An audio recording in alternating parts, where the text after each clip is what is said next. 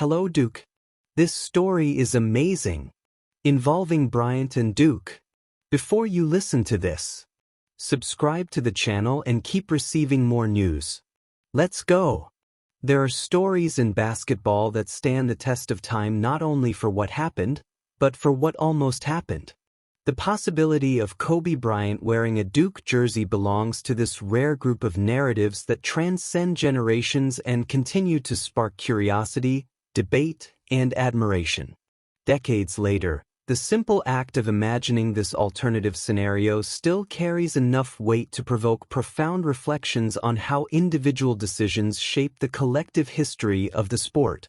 Bryant entered the NBA directly from high school in 1996, at a time when this choice was still the exception and not the rule. His professional trajectory would become one of the most influential of the modern era, redefining standards of preparation, competitive mentality, and longevity at the highest level. However, behind this decision lay a genuine desire to experience college basketball, and Duke appeared as the natural destination. The connection wasn't merely symbolic. The program already represented technical excellence, competitive rigor, and a developmental culture that directly resonated with Bryant's obsessively detail-oriented profile. The determining factor, according to accounts from figures close to the player, was far from the court. The family's financial situation weighed decisively. At a time when NBA contracts didn't guarantee long-term security, the opportunity to immediately enter the professional league meant stability and responsibility assumed too early for someone so young. The choice was pragmatic, almost inevitable, even though his heart pointed in another direction. The context of Duke at that moment makes the what-if even more intriguing. After a subpar season in 1995, the program quickly reorganized and returned to the elite of college basketball.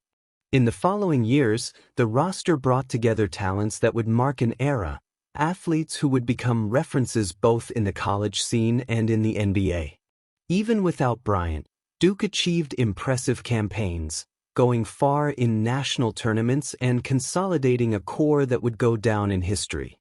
Including Kobe Bryant in this context elevates the debate to another level.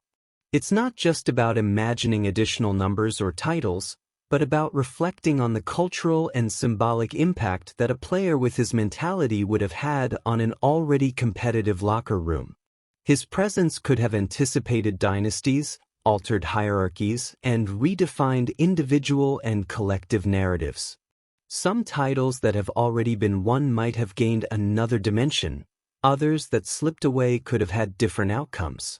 Naturally, basketball is not built in a vacuum. Each choice triggers a chain of events impossible to map precisely. A stint at Duke could have changed destinies in the NBA, historic partnerships might never have existed, and Bryant's professional legacy could have taken on different contours. Still, the fascination remains precisely because the reality that materialized was extraordinary in itself.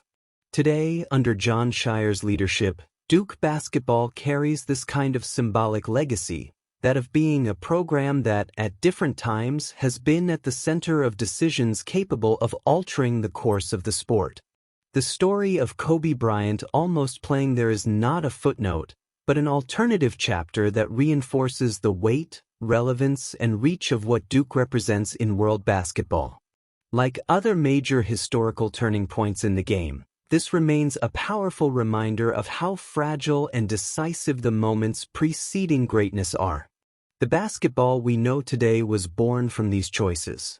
And, somewhere in the collective memory of the sport, Kobe Bryant at Duke remains one of the most fascinating images that never became a reality. What do you think? Comment.